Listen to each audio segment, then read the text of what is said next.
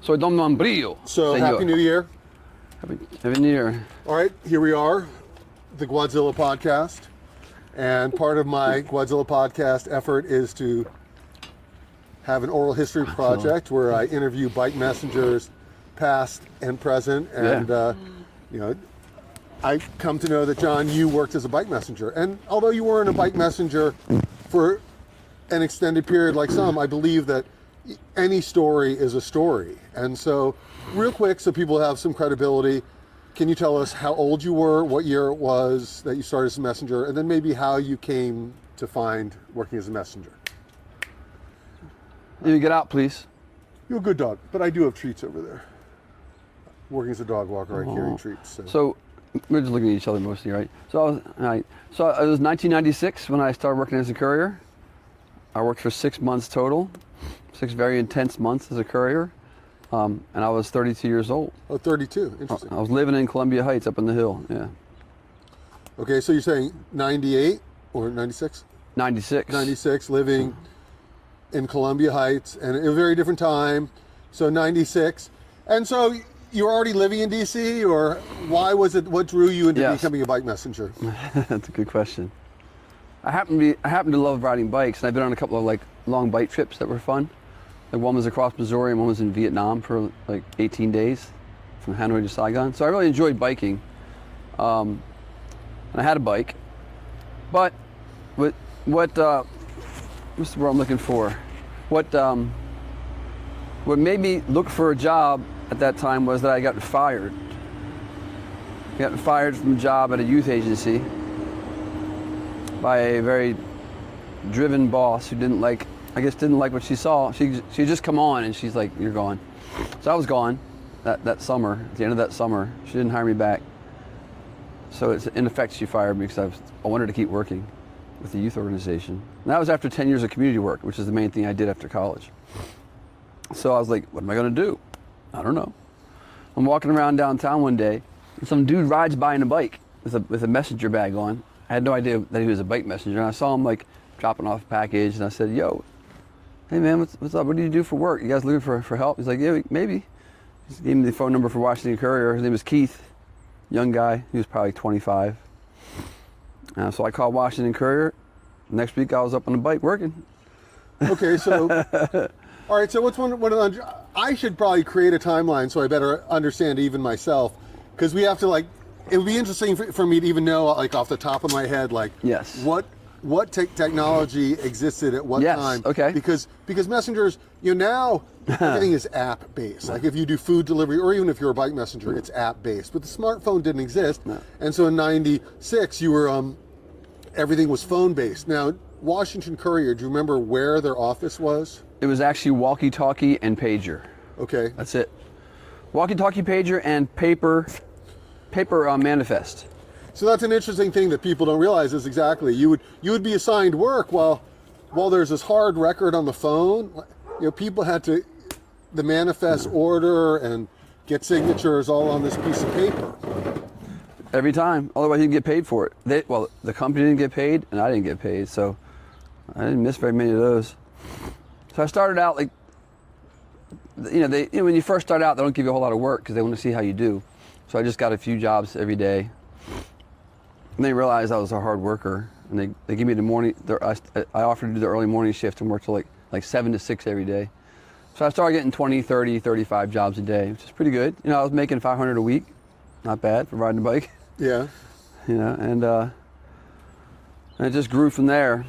Yeah. So you're working. Do you remember showing up the first day? Did you have any idea about the layout of the city, or did you have a map in your pocket? Because now, again, with the smartphone, people have a GPS system, but then it was either map or ask somebody. They gave us a map. But generally speaking, DC's layout is pretty easy, right? You got the mall, up to the letter streets, to U Street, to W, then it turns into street names, alphabetical street names, but 2 syllable. And then the other way, it's just numbers. So as soon as you know the grid, North Capitol, South Capitol, the mall, East Capitol, you're kind of set, right? Because you know where to go. I didn't really care too much about one-way streets, but So I just found my way, I kind of knew the city already. I'd been here since 92 in the area. I grew up in Columbia, Maryland, but then I went out to college. I didn't know the DC very well before then, like when I was a kid. Well, it's hard for anybody. Nobody living in the city knows the city the way a messenger knows the city. No. And because they have to know, it'd be like saying, you know where your friend's house is. Well, the messenger has, 500 friends' houses stuck in their head. And you have certain companies that do a lot of your deliveries, so you start to know, right, the service entrance and how the best way to get there, the best way to get from there to somewhere else. So it was really, I really enjoyed it at first. So my first day, yes, as you asked, the first day I do remember, I had to get my own bag, but they gave me everything else I needed. The radio, clipboard. I had a bike. They just gave me the basics, and I just sat around in the office until dispatcher looks over at me. I can't remember his name. He was the dispatcher the whole time I was there, the whole 6 months. He's like, "Okay, John, I got a job for you." I was like, "Okay, send me over." So it was the first job, and then it's pretty straightforward work, as you know. So pick up one thing, maybe pick up a few things along the way to the first drop, and then drop, and then pick up and drop, and you kind of do multiple, at one time, right? You're doing multiple pickups and drops. So yeah, that would be the goal, to not go too far without a package, yes. And then in your brain to be able to organize pick up drop, like what is the most logical sequence of these events, and efficiency is probably more important than speed, and right. So our dispatcher would actually tell you the way he wanted you to do the drops, which is fine. Because he had a very good spatial mind. But sometimes I would not do that because I wanted to go get bagels at What's a Bagel or something for breakfast, and I just sneak over there real quick and drop off something there. What is that, 1200 block of Connecticut 18th Street? Somewhere up there. Yeah. So Connecticut and 18th, they parallel each other right past M Street right there, exactly.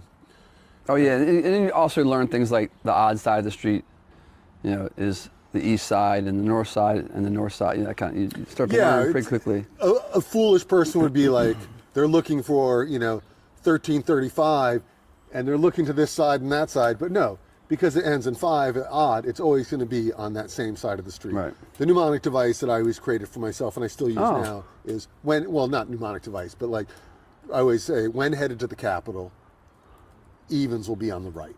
You smoke in your face? Yeah. You all right? From the northwest part, right? Well, no, from any directions. Okay. Yeah. So when I never noticed that. When its streets are counting down, yes, the evens will be on the right. Oh. There you have it. And I was never good with the whole east-west thing. I was like, what am I, a compass? I mean, I understand, the XY axis and the origin being the Capitol building and the fanning out of the alphabet. I live 3 syllables, third and 3 syllables in Northwest. So third and 3 syllables. That's funny, yeah, because I'm very much directionally and spatially, I'm like a spatial savant. So I always know exactly where I am, which way I'm going, and where things are. Not to get off track, but I'm doing dog walking kind of in this basic area. Yeah. And it's so funny how the roads kind of twist, and there's hills and there's parks and schools. Like, you can't just go this way. In so many cases, I have to just go around. I either have to take Fenton or Sligo, because if I try and go around, I get halfway through and I have to go all the way back one way or the other to get across. Yeah. Sometimes roads seem like they're parallel, but then they're not. It's really weird. Piney Branch and Wayne aren't really parallel. They're kind of parallel. It's just everything's kind of a little bit cockeyed, as my dad would say. So, your old dad. So back to the messenger thing. So you worked as a bike messenger, and it was only for 6 months, and you had told me that initially you loved it. Yes, remember. So why don't you give me what was a transition? What were the things you loved about it, and then eventually what caused you to hate it? Well, I like being outside. I like being free to go where I want to go. To decide how I'm going to do things. And that job, there's a lot of freedom that way. You're on your own, doing your own thing. You kind of have a boss, but your boss is just basically your dispatcher is kind of like your boss, and they're sitting in the office. They can't come out and tell you what to do, and if you screw up really badly, you can get in trouble. But so I like that, the freedom of the job. I like being on the bike. I love riding the bike, and I love making my way, finding a way to get through something. Like if there's cars coming both ways, like this, I can kind of see them coming, and before they cross, I know how to get. How I'm going to get through them, so I'll just drive right through. I used to ride right through them. So I love all that stuff. The spatial part, getting into the city was great. And I did like going to the offices and talking with the people. I think you can have these Forrest Gump-like moments. Sure. It's maybe a car would almost hit me, and as I'm spitting on the driver, I'm like, oh, that's Ted Kennedy. Yeah. Or someone steps off the curb and I run over their foot, and I'm like, oh, that's Tip O'Neill.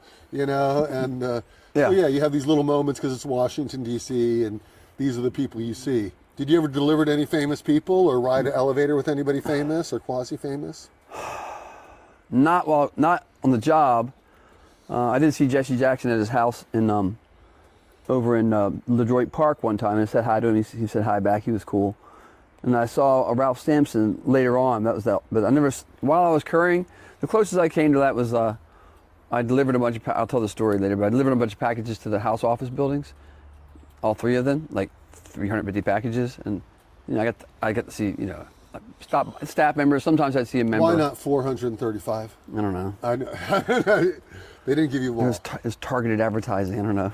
It was some report about something, but that's a good story. I'll tell you. Well, tell me. But just before, that was people are like, what? Why was there a messenger industry? And some of it was because there wasn't this digital age where they could send out information. And so you're talking about someone might have a press release or. Oh yeah.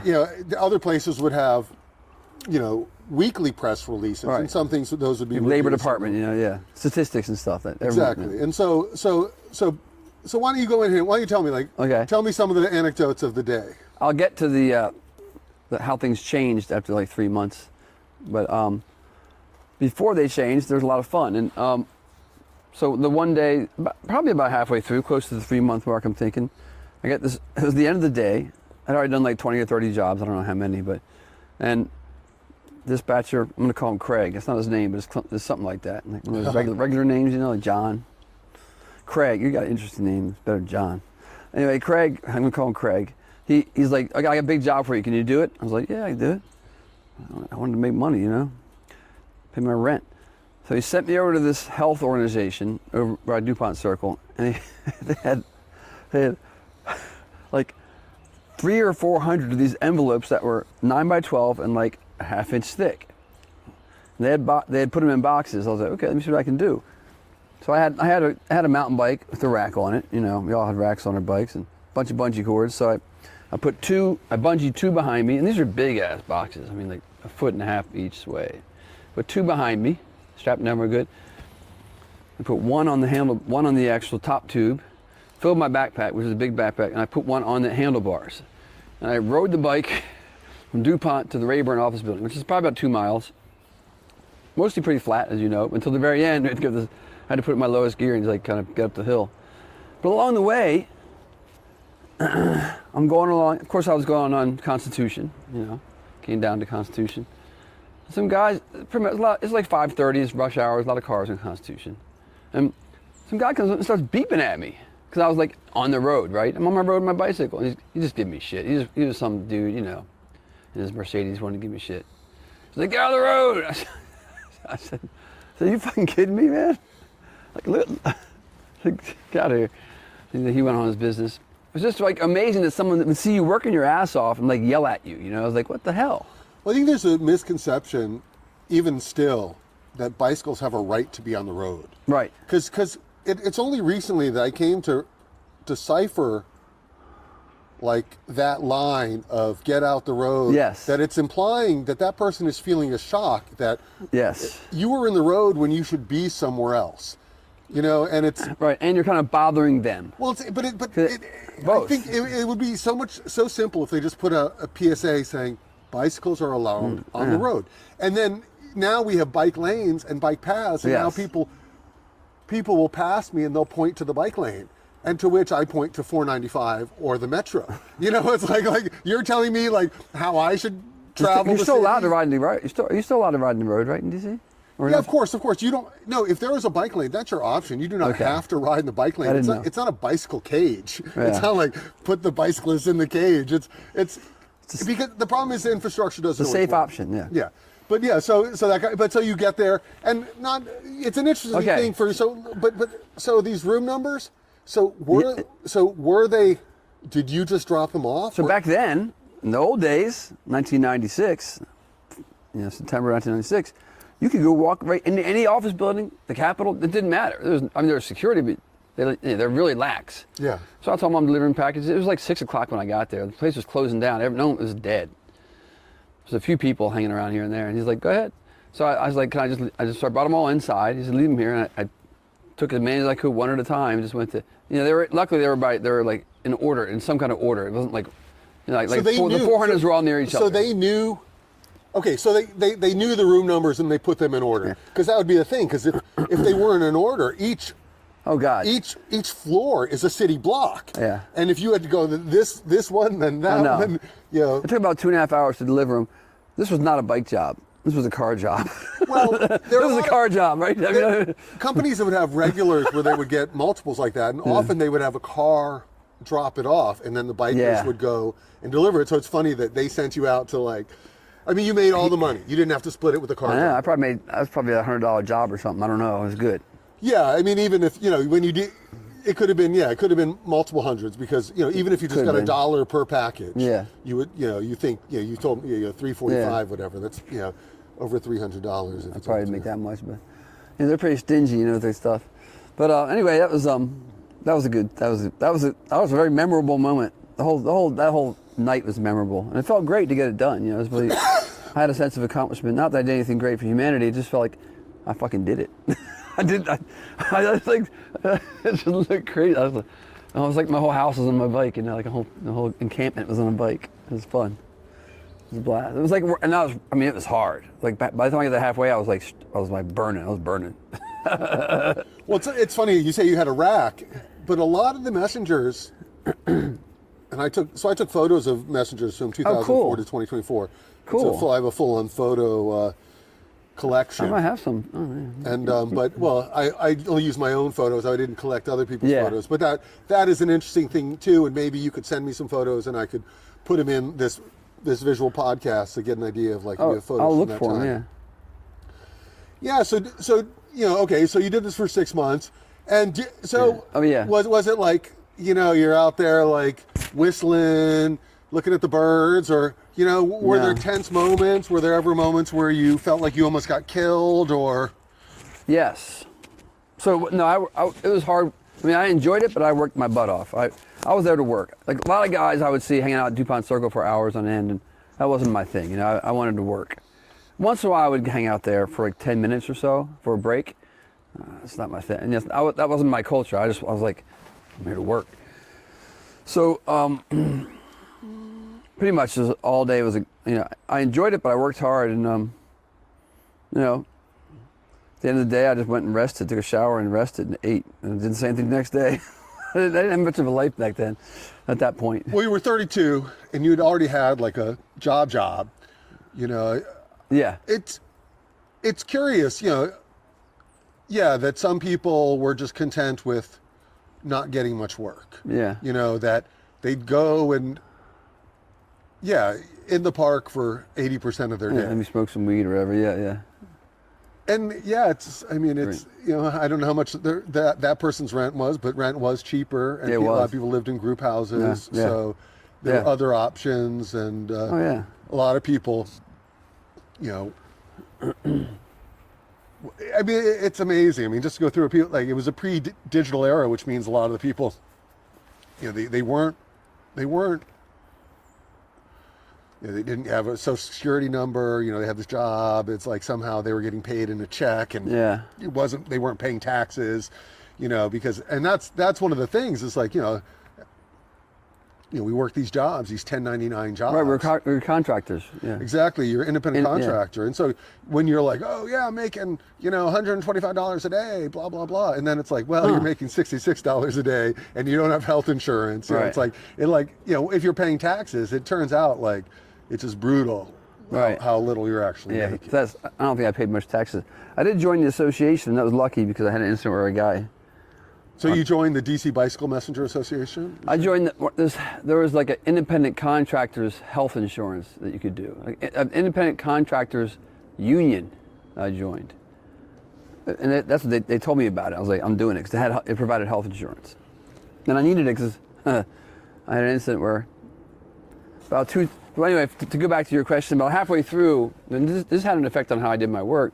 About halfway through, I'm a person who needs a lot of stimulation, like a lot of physical and visual and auditory stimulation to stay like focused, to be like, okay, I'm good to go. Otherwise, I'm like, ugh. So, in other words, ADD type person, also known as stimulation-seeking brain, in my opinion.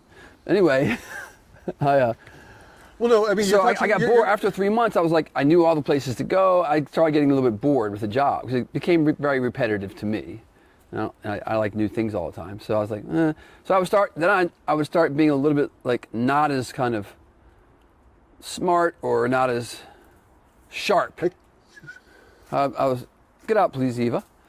That's Eva, by the way. Eva, I mean, you can't see, folks. She's a wonderful dog. Well, the camera actually films 365 Shit. degrees. So when I edit this, I can choose to point on the dog right now. But I don't know how much. It's a good time to do it. I'm going to be doing it. Yeah. So about 3 months in, I got bored of it, and like I said, I wasn't as sharp. I would do stupid things that I shouldn't do. Like, to me, going the wrong way down a one-way street was not stupid because I knew what I was doing. I would go right along the edge of the street, make sure there's no cars coming. Yeah. Although, yeah. So this one, so one time I was going the wrong way in the street, and there was a lady standing at the curb, waiting across the street, right at the intersection, and her coffee cup was out. And I thought, oh shit! I was going the wrong way in that street, so she wasn't looking at me at all. Of course, she was looking the other way. And I tried to move out of the way, and something sticking out, like I had like something sticking out of my handlebar. I don't remember what it was. It was for like a purpose, like a mirror or something, I don't know. And it hit her coffee cup and knocked it straight out of her hand. And I heard it. And I stopped, and I looked back, and I was like, oh shit. I said, oh, I'm so sorry. I said, I'll buy you another one. There's a ball pen right there. There's that 1700 block of. Is this how you met your wife? No. We were together then. I was in a group house too at that time. In Columbia Heights. There's a lot of stories there. There aren't courier stories. We do have a good one with my wife. That's pretty cool. So she was really nice about it, very gracious. She's like, oh, don't worry about it. So I felt good about that because I left a good impression. I mistakenly hit her cup. I didn't want people to hate couriers because I thought, Oh, they did. I know, but I tried to do my best for the most part not to make that happen. So it was the editorial, or even whatever. Bob Levy of the Washington Post would write anti-messenger rants, and it's just like it's unbelievable that somebody could. Well, it's interesting anytime we generalize because not all couriers were doing what some couriers do. Of course not. And right now we're going through this thing with the e-bike delivery culture, and I'll tell you quite honestly, a lot of these little situations where someone gets buzzed by a bike or an e-bike, they're not really paying attention, especially in this telephone age. These people are looking at their phone, right, and they step off the curb, or like you're saying, in that situation, that woman, there's no reason why she would have to look left. Yeah. But a lot of times people step off the curb without any looking, and so they have a contribution, but it's like, the damn e-biker, well, it's... Yeah, okay. I said... She didn't even step anywhere. She was just standing there. It was my fault. But I agree with you, yes. Oftentimes, every situation is a specific situation, right? Yeah, so... I did have another... So on that note about people liking couriers, one time I was in an elevator one time with this older lady, and I was like, I held the door, I saw her coming into the elevator, so I held it for her. And she goes, oh... She goes, you're a bike messenger. I said, yeah. She goes, you aren't like the other ones. I said, you don't know me that well. And she's like, oh. That's really funny. I'm just kidding. That was great. No, but my friend Bruce, who was at your party the other day, he was a bike messenger for a lot of years. Oh, yeah. And I've ridden with him, and I've done these alley cat bike messenger races with him. And he's like the cordial courier. Like, we're running red lights, and, there's a sea of pedestrians, and he's like, excuse me, pardon me. He's like always giving people the nicety. So again, like, it's not fair. Not everybody rides like an assassin, and not everyone has the skill to ride that way. And somehow it's like everybody, like the couriers might take that mystique, like I'm as badass as that guy. Yeah. And the public chooses to take the generalization of the bad behavior of one. Like, It's silly. like not Most of the cars are pretty cool. yeah, not every bike messenger is on a stolen bike, but some of them are. Yeah, I know. Not every bike messenger is selling weed, but some of them are. Et cetera, and so on and so forth. A lot of people, it is their job, and they treat it like a job. There's no drug usage during their work day. They show up on time and they do their job, and they, but there are the outliers who often carry the generalization of the tribe. But it's interesting that you talked about, and although you didn't stick with it, a lot the notion of the freedom and all of those things. A lot of messengers speak about that, but I think that the brain seeking that stimulation, like what is it about? Like, I mean, it's either 100 degrees or it's 20 degrees, and it's like I like the challenge. I like challenging things too, like anything that's good challenges. I'm up. I want to like climbing on the roof, whatever it is. Anything, I like challenges. So I like the challenge, but also the hot and cold weather. I have a good cold weather story, but but just when you're riding, right? As you know, like when you're riding and there's a lot of traffic and you're trying to get somewhere pretty quick, it's pretty exciting. I mean, it's like you're on a little mission, like a little James Bond mission. You're like, you're going through. That, but then you see something like construction, you're like, I gotta change direction. It's a lot going on, and so it's kind of stimulating. That's cool, I like it. No, it's like being in a video game. Yeah. Except game over is game over. Luckily, didn't happen. Although I do have a story of an accident. Two stories of it. One's an accident, one's an attack.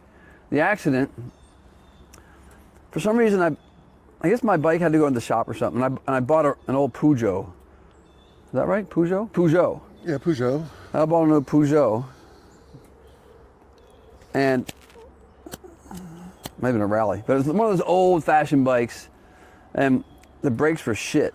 They were terrible. I didn't get them fixed up. I thought I'll be all right.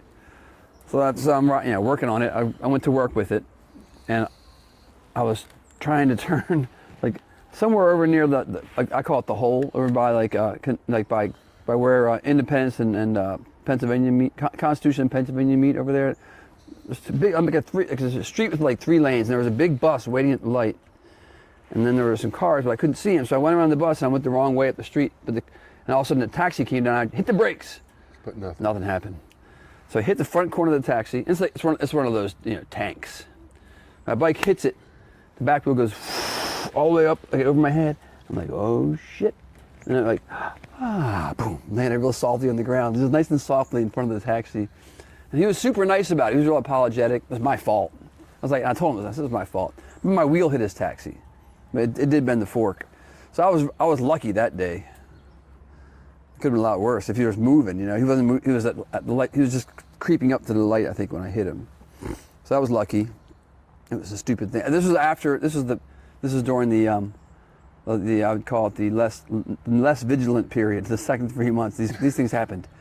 So another time, this was the worst thing that happened to me. It was drizzling.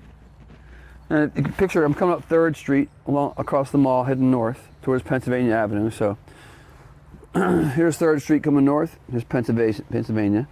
And right in the middle of the 3rd Street, there's a big wide median with nothing, two yellow lanes with nothing, yellow lines with a big empty space in the middle where you can ride.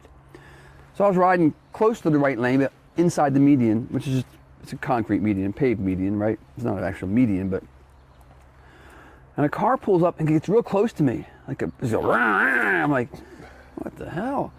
And I foolishly tapped his mirror. I said, dude, what are you doing? You almost hit me. That's all I said. What are you doing? You almost hit me.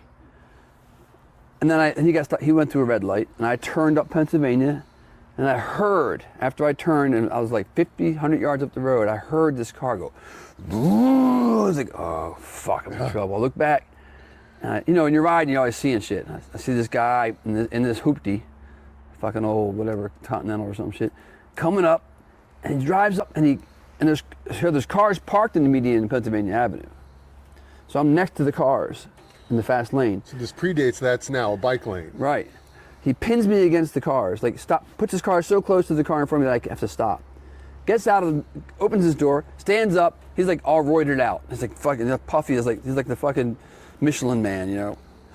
What are you doing, man? What you doing? What the fuck you doing, man, you nigga? He starts saying, he goes, sorry, I used the N-word. But that's what he said to me. He's like, N. I was like, whoa. Was he black? He was black. So that's a endearing term. It should have been. It wasn't. Well, then I instinctively grabbed my lock out of my, you know, I just grabbed my lock out of my bike rack in the back. I used to hang slid through. Yeah, I can imagine how some of the racks, the lock could just slide so I popped between it out. the gap. I was just holding it. He's like, what are you doing with that lock? And all of a sudden I hear this gong, like a cartoon sound. You're like a gong, like when you get hit in the head. And that's all that happens. And then I wake up and I'm sitting on the ground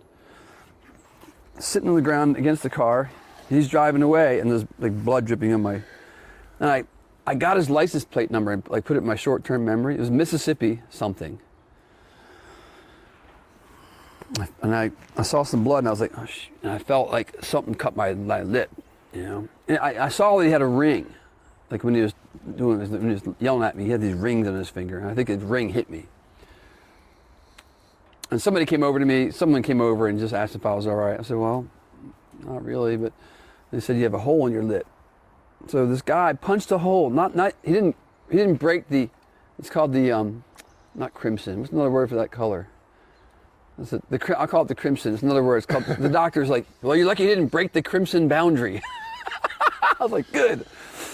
There's another word that means red. And he literally punched a hole through my lip, through my upper lip, all the way through.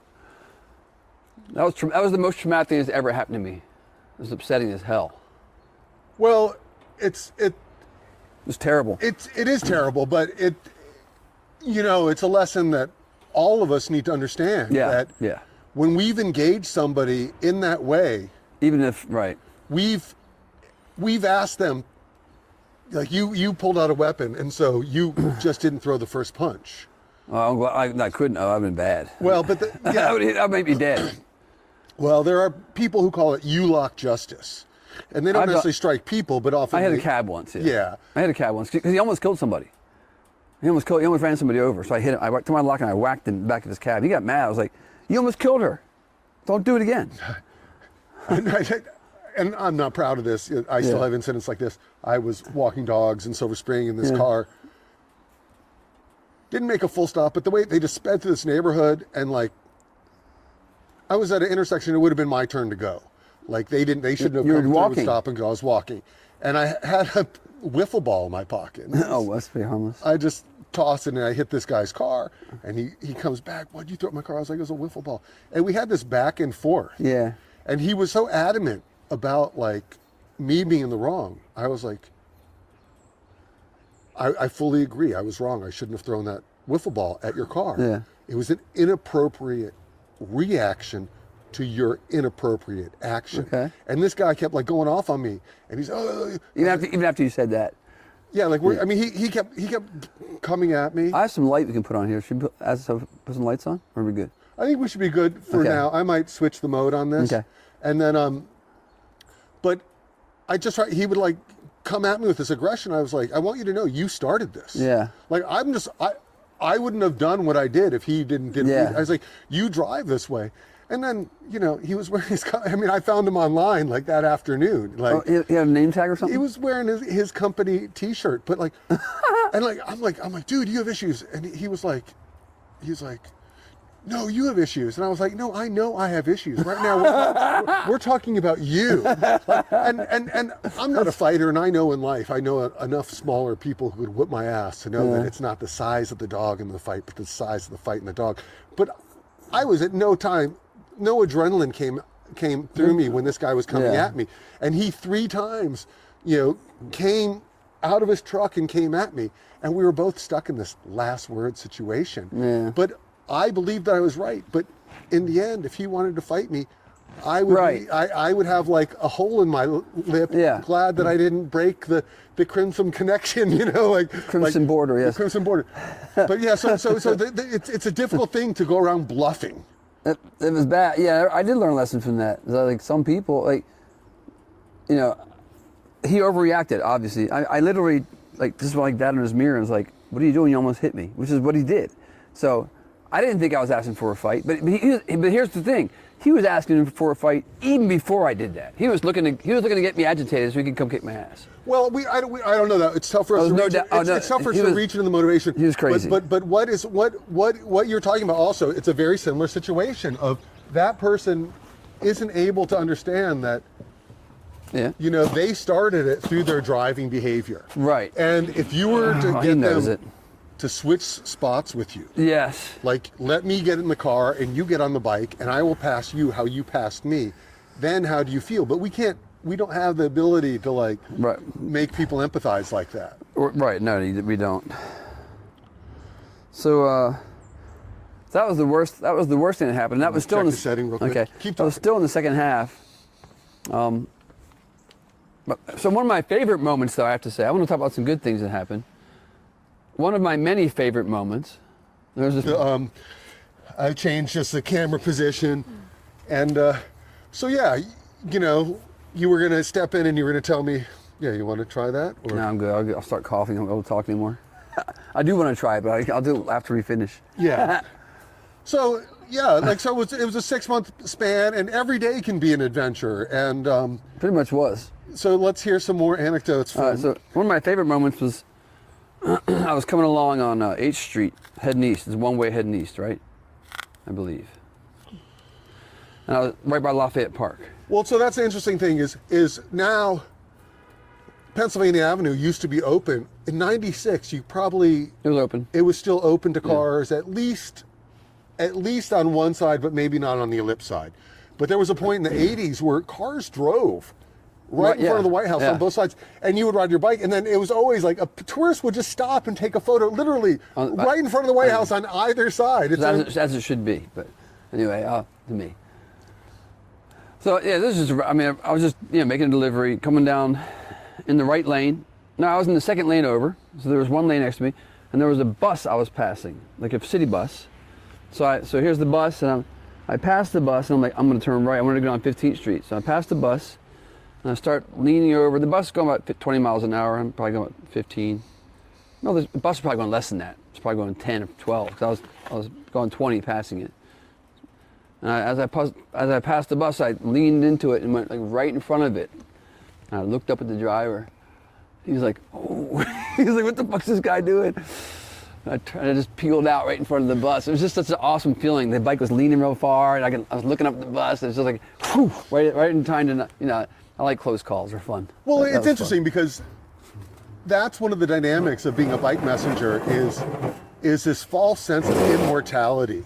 Yeah. You feel like you're right. You're right. You feel like you're kind of in your little world. Yeah. You're like Superman racing the train, except you're not Superman. No. And there's because when we crash, we learn our frailty. I had a few of those too. Yeah. It's like we go for these epic moves. Yeah. And or sometimes, yeah. So one of the simple crashes I had was right in front of the library where it had the smooth bricks. It was wet. Which library? MLK library, the main one. There's the running bricks that were like marble. What do they call these things? Tiles. Yeah, marble tiles all along this big plaza. I'm like, I'll be all right. Right along. It's like without even thinking about it, boom, on the ground. Luckily, the whole body fell at the same time, so it was okay. But that wasn't a bad fall. But that's an interesting thing. Just as you would have to learn clients, you would know that when it's wet, that there are going to be stretches. It could be an L Street address, 1615L, and you learn the hard way. Right. It's wet, and you've pulled in, and you may and people will lock their bike up anywhere. And of course, you're trying to be fast and efficient. So the closer you are to the door, you lock it to itself and do what's called a lean lock. And so you ride in at speed to slam on the brakes there. And then that one time that it's wet and it's been dry every other time, you learn that there is no grip to that marble tile. None when it's wet.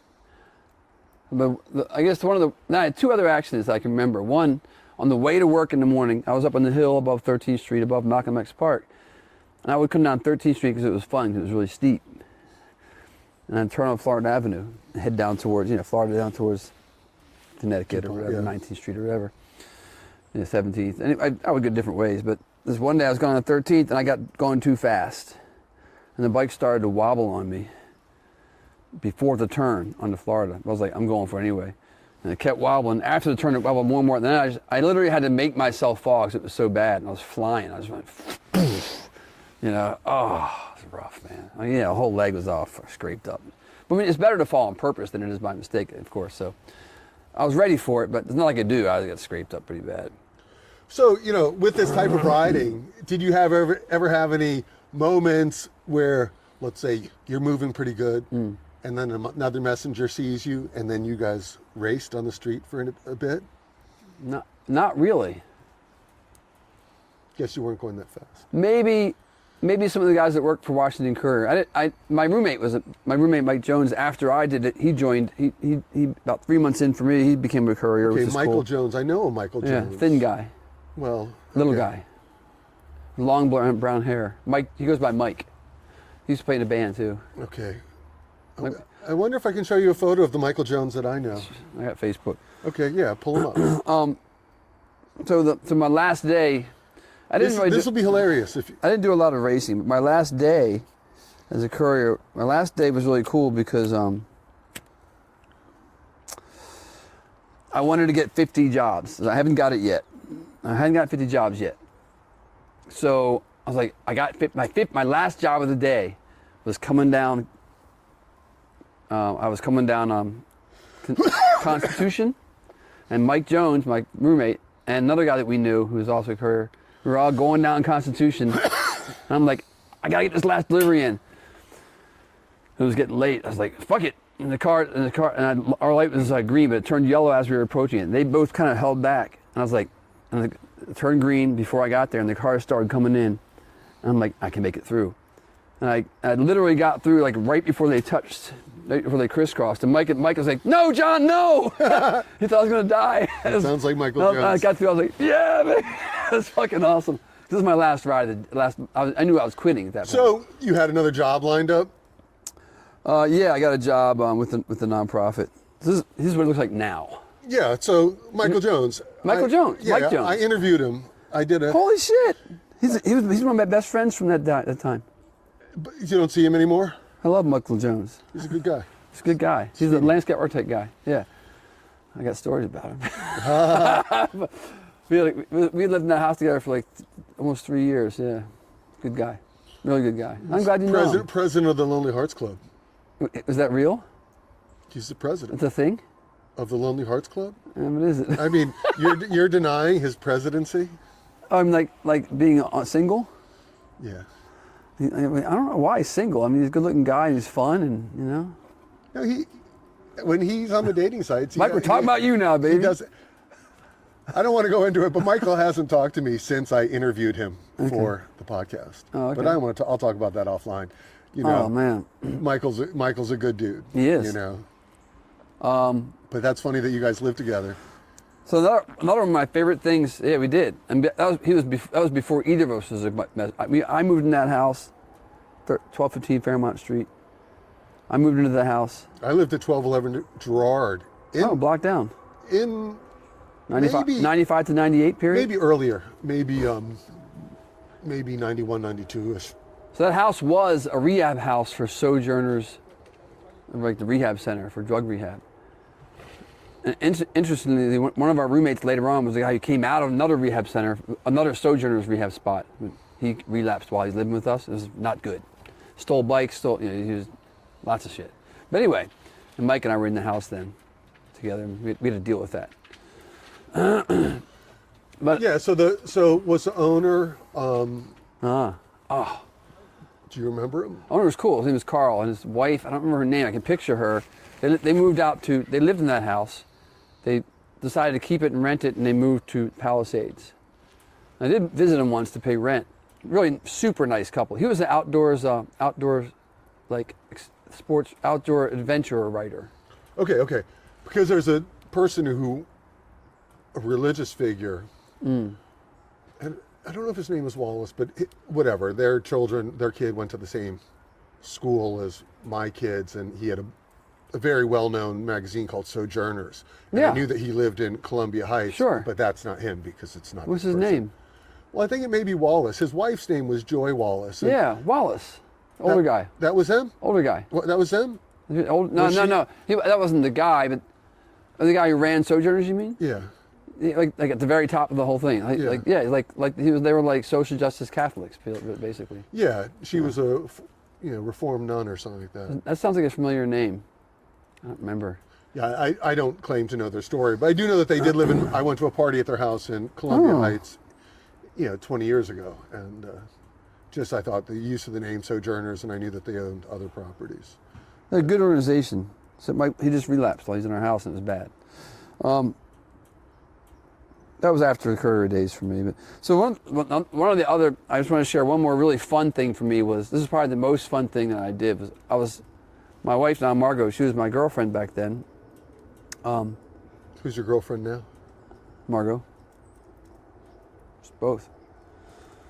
She's awesome. I don't have one. I think she is awesome. She's awesome.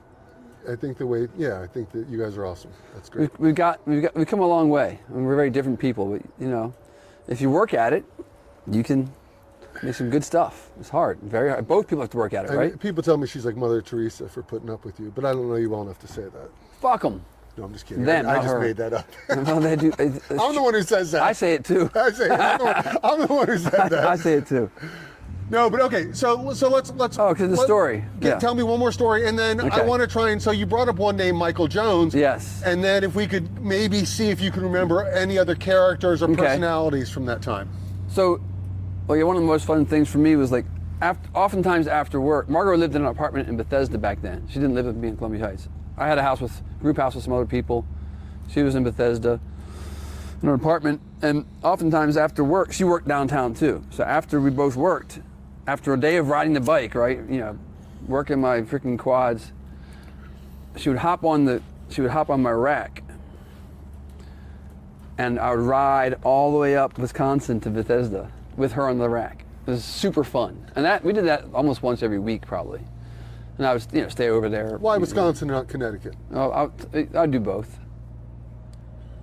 Actually, I usually go Connecticut and sneak over. Yeah. To Reno. Yeah, any one of those cross streets, Yuma, whatever. So, Reno splits the two. Oh, Reno's good. And flows. I grew up in Bethesda, and I rode my bike. Actually, Wisconsin seemed to have more traffic. People would go faster, so I like Connecticut kind of because it wasn't as big, but it wasn't as wide. Everything, but it just felt a little bit less crazy to me. So I would go up Connecticut. And then go across Bradley or whatever over to her. She was on Bradley in Bethesda. It was super fun, and she loved it. I mean, she would sit side saddle on my my bike rack, and then if I got lucky, I'd sit on her rack. I'm just kidding. It's just a joke. We're not editing that out. It's true though. I mean, if I got really lucky, it's a small rack. You can't really. And how do you sit on it? You can't really sit on the rack. I mean, maybe no, it wouldn't be very good. All right, so you lived in a group house. Wait, Oh, you haven't told your story yet. No, I was going to tell about my neighbor. That's okay. I won't do that. All right. Okay, so we don't need to hear about your neighbor. Okay. Well, you know my neighbor better than I do. Which one? Okay. Mark Dragem? No, Miss Levy. Oh, down the hill. Yeah. This is cool.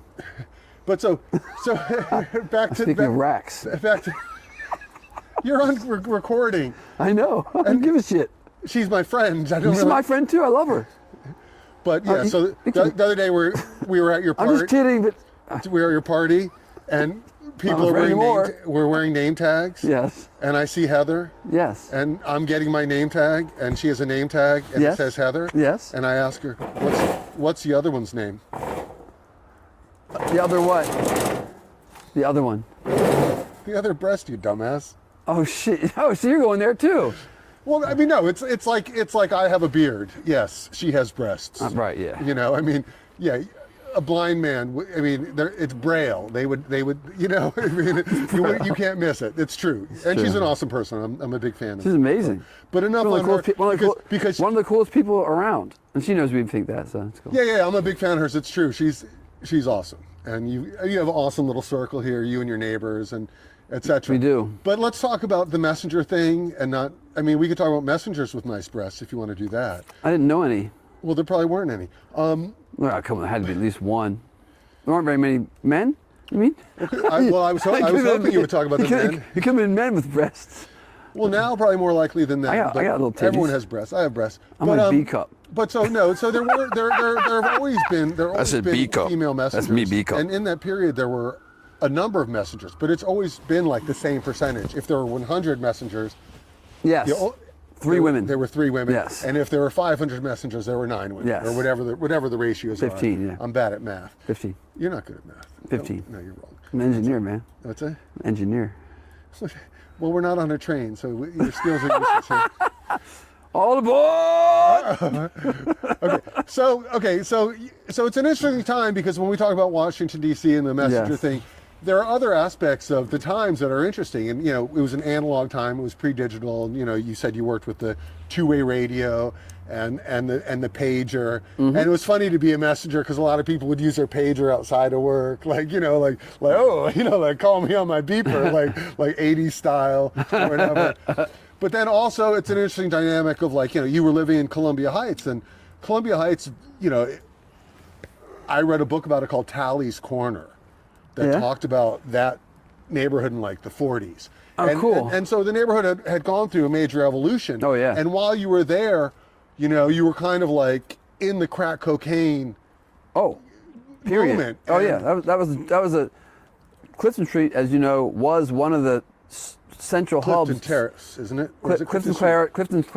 Clifton- on Clifton Street. Okay, yeah. Was one of the central drug markets hubs of the East Coast. Yeah, it was known for it. Yeah, I'll tell you, when I lived over there just a few years before you, Yeah. I was even worse. I wouldn't have gone down Clifton Street on a dare.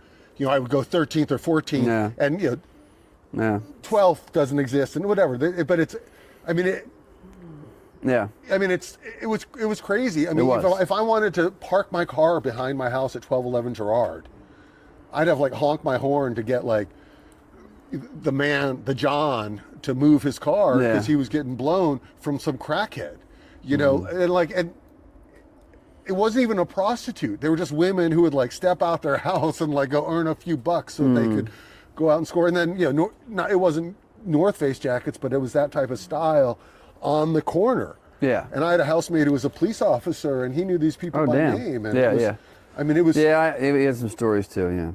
Yeah, bad stories. Yeah, I mean, it's Columbia Heights so different. I mean, people talk about gentrification. I know. But that world was not good for anybody. No. Kids leaving school or getting shook down by bigger kids, and the shakedowns only got bigger as people got older. Yeah. Luckily, some of the people who stayed there benefited from the changes. A lot of people ended up having to leave because they couldn't afford to stay, but there's enough affordable housing. I grew up in Bethesda, and you know what?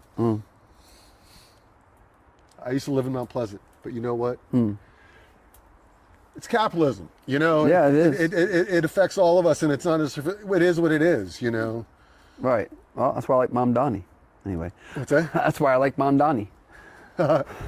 Zoran. He's a good man. He's Well, so you think, presidential candidate in the next 12 years? I don't know. I hope he survives. That's all. Both politically and physically. Well, we don't need to get into the politics, but so I guess we'll give you 2 seconds to think. You have another story or any other names? Was there anybody who really struck you as like who was a top earner for the company? Well, that was the guy. I mentioned his name earlier. You thought it was Rod? His name is Rodney. And Rodney, he didn't work very much, but when he worked, the fucking dispatcher gave him all the work. They had something, Did he have tattoos? He was Rodney Bulletin? He was dark skinned. He had kind of a baby face, and he's kind of a bouncy character, but kind of a bubbly character, a very energetic guy. Yeah, and he was a good guy. He was good. He was a nice guy. So it's interesting you said that they made the most money, and you're saying you didn't say that it was because they were efficient. It was because they were fast.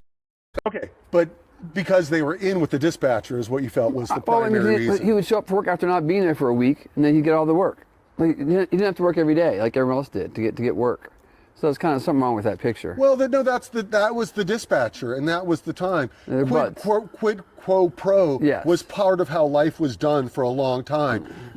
I don't know who didn't, but there are people at the top that slept their way to the top.